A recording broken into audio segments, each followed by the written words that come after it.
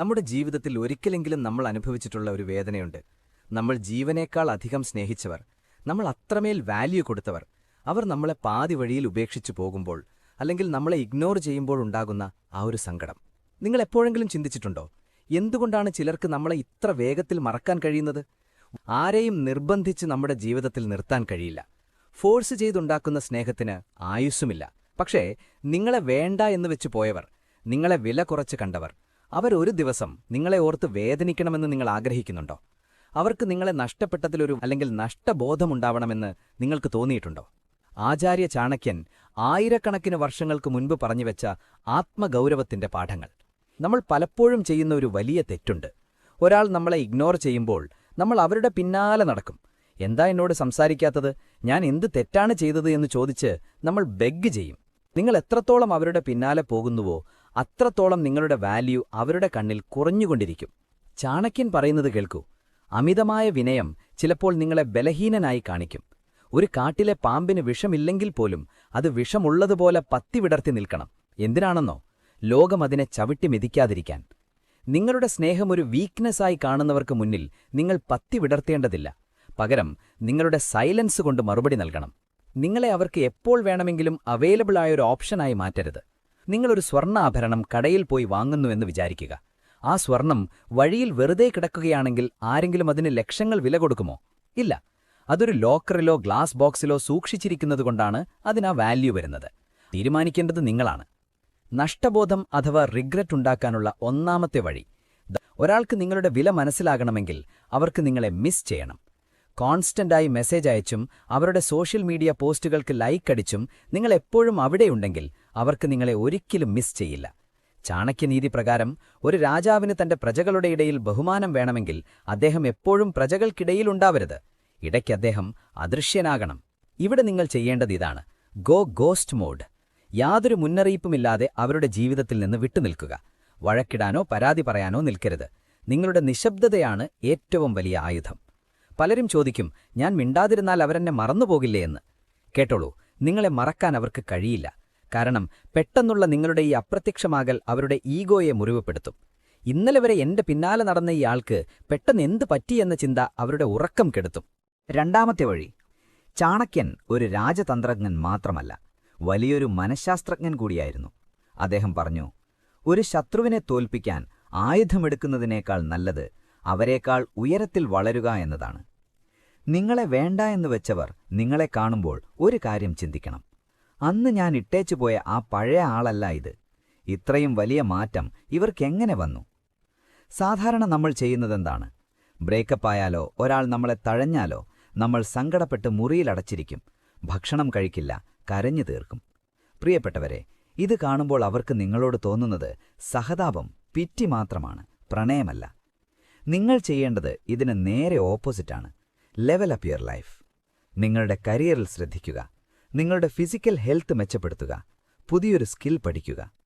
ആലോചിച്ചു നോക്കൂ, ഒരു വർഷം കഴിഞ്ഞ് അവർ നിങ്ങളെ കാണുമ്പോൾ നിങ്ങൾ പഴയതിനേക്കാൾ കോൺഫിഡന്റായി നല്ല ഡ്രസ്സൊക്കെ ധരിച്ച് വലിയൊരു പൊസിഷനിൽ നിൽക്കുകയാണെങ്കിൽ ആ നിമിഷം അവരുടെ ഉള്ളിലൊരു തീ കത്തും. ഇത്രയും വാല്യൂ ഉള്ള ഒരാളെയാണോ ഞാനന്ന് വേണ്ടെന്ന് വെച്ചത് എന്ന ആ ഒരു ചിന്തയാണ് യഥാർത്ഥ നഷ്ടബോധം. നിങ്ങളുടെ സന്തോഷമാണ് അവർക്ക് നൽകാൻ കഴിയുന്ന ഏറ്റവും വലിയ ശിക്ഷ. നിങ്ങൾ ജീവിതം എൻജോയ് ചെയ്യുന്ന ഫോട്ടോസ് മാത്രം ഷെയർ ചെയ്യുക. മൂന്നാമത്തെ വഴി. നമ്മളെ ഇഗ്നോർ ചെയ്യുന്നവർക്ക് നമ്മളിലൊരു അധികാരമുണ്ട്. എന്താണെന്നോ? അവർ വിചാരിച്ചാൽ നമ്മളെ സന്തോഷിപ്പിക്കാം, അവർ വിചാരിച്ചാൽ നമ്മളെ കരയിപ്പിക്കാം.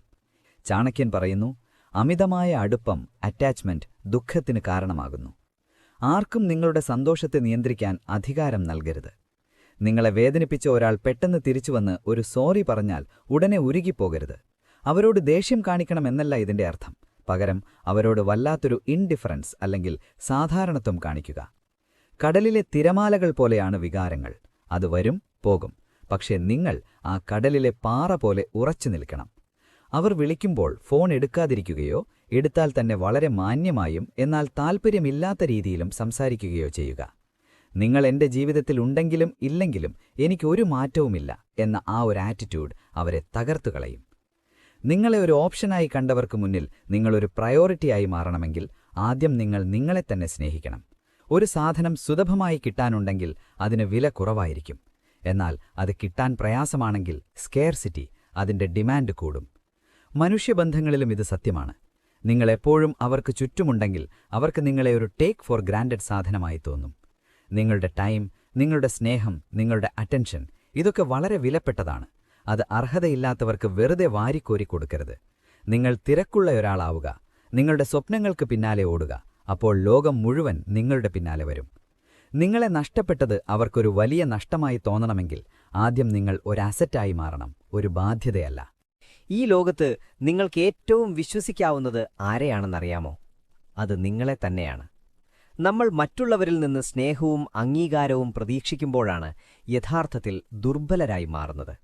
നമ്മൾ പറഞ്ഞ ഈ 3 വഴികൾ, നിങ്ങളുടെ അസാന്നിധ്യം, ആബ്സെൻസ്, നിങ്ങളുടെ വിജയം, സക്സസ്, നിങ്ങളുടെ നിർവികാരത, ഡിറ്റാച്ച്മെന്റ്, ഇതൊന്നും ആരെയും വേദനിപ്പിക്കാൻ വേണ്ടി ചെയ്യുന്നതല്ല, മറിച്ച് നിങ്ങളുടെ സ്വന്തം അഭിമാനം, സെൽഫ് റെസ്പെക്റ്റ് തിരിച്ചുപിടിക്കാൻ വേണ്ടിയാണ്. നിങ്ങളെ വേണ്ടെന്ന് വെച്ച് പോയവർ ഒരു ദിവസം കരയണം എന്ന് നിങ്ങൾ ആഗ്രഹിക്കുന്നത് എന്തിനാണ്? അവരെ ശിക്ഷിക്കാൻ വേണ്ടിയാണോ? അല്ല, മറിച്ച് നിങ്ങളെ നഷ്ടപ്പെട്ടത് അവർക്ക് ജീവിതത്തിൽ പറ്റിയ ഏറ്റവും വലിയ എറർ ഓഫ് ജഡ്ജ്മെന്റ് ആണെന്ന് അവർക്ക് ബോധ്യപ്പെടണം. നിങ്ങളെന്ന വ്യക്തിയെയല്ല അവരുപേക്ഷിച്ചത്. അവരുപേക്ഷിച്ചത് നിങ്ങൾ അന്നായിരുന്ന ആ അവസ്ഥയെയാണ്. ഇന്നത്തെ നിങ്ങൾ പുതിയൊരു പതിപ്പാണ്, പുതിയൊരു എനർജിയാണ്. ഓർക്കുക, യഥാർത്ഥമായ നഷ്ടബോധം അവർക്കുണ്ടാകുന്നത് നിങ്ങൾ പഴയതിനേക്കാൾ സന്തോഷത്തോടെയും വിജയത്തോടെയും ജീവിക്കുന്നത് കാണുമ്പോഴാണ്. നിങ്ങൾ അവരെയും കാത്ത് കരഞ്ഞു തീർക്കുമെന്നാണ് അവർ വിചാരിച്ചത്. പക്ഷെ നിങ്ങൾ ഒരു ഫീനിക്സ് പക്ഷിയെപ്പോലെ ആ ചാരത്തിൽ നിന്നും പറന്നുയർന്നു. ഈ വീഡിയോ ഇവിടെ അവസാനിക്കുമ്പോൾ നിങ്ങളുടെ മനസ്സിൽ 2 കാര്യങ്ങളുണ്ടാവണം. 1, ആരെയും നിങ്ങളുടെ വാല്യൂ കുറയ്ക്കാൻ അനുവദിക്കില്ല എന്ന തീരുമാനം. 2, ഇനിയുള്ള ഓരോ നിമിഷവും നിങ്ങളുടെ സ്വന്തം വളർച്ചയ്ക്കായി മാറ്റിവെക്കും എന്ന ഉറച്ച വിശ്വാസം. നിങ്ങളെ വേദനിപ്പിച്ചവർ ഒരിക്കൽ നിങ്ങളെ ഓർത്ത് വേദനിക്കാം, പക്ഷേ ആ സമയം നിങ്ങൾ നിങ്ങളുടെ ഉയരങ്ങളിലെത്തിയിട്ടുണ്ടാകും. അന്നേരം നിങ്ങൾക്ക് അവരോട് ദേഷ്യമോ വെറുപ്പോ തോന്നില്ല. പകരം ഒരുപക്ഷേ ഒരു ചിരിയോടെ നിങ്ങൾക്ക് പറയാൻ കഴിയും, താങ്ക് യു, എന്നെ അന്ന് വേണ്ടെന്ന് വെച്ചതിന്. അതില്ലായിരുന്നെങ്കിൽ ഞാൻ ഇന്നത്തെ ഞാനാവില്ലായിരുന്നു. അതേ സുഹൃത്തുക്കളെ, നിങ്ങളുടെ ജീവിതം മാറ്റാനുള്ള പവർ നിങ്ങളുടെ കയ്യിലാണ്. ഈ ചാണക്യനീതിയിലെ പാഠങ്ങൾ നിങ്ങളെ പ്രചോദിപ്പിച്ചു എന്ന് ഞാൻ വിശ്വസിക്കുന്നു. ഒപ്പം നിങ്ങളുടെ ജീവിതത്തിൽ ഒരാൾ നിങ്ങളെ ഇഗ്നോർ ചെയ്തപ്പോൾ നിങ്ങൾ എങ്ങനെയാണ് അതിനെ അതിജീവിച്ചത്? നിങ്ങളുടെ അനുഭവം എന്താണ്? അത് താഴെ കമന്റ് ബോക്സിൽ ഷെയർ ചെയ്യാൻ മറക്കരുത്. നിങ്ങളുടെ ഒരു കമന്റ് ചിലപ്പോൾ മറ്റൊരാൾക്ക് വലിയൊരു ആശ്വാസമായിരിക്കും. ഈ വീഡിയോ നിങ്ങളുടെ പ്രിയപ്പെട്ട സുഹൃത്തുക്കൾക്കും കൂടി ഷെയർ ചെയ്യുക. കാരണം ആരുടെയൊക്കെയോ ജീവിതം മാറ്റാൻ ഈ ഒരു വീഡിയോയ്ക്ക് കഴിഞ്ഞ്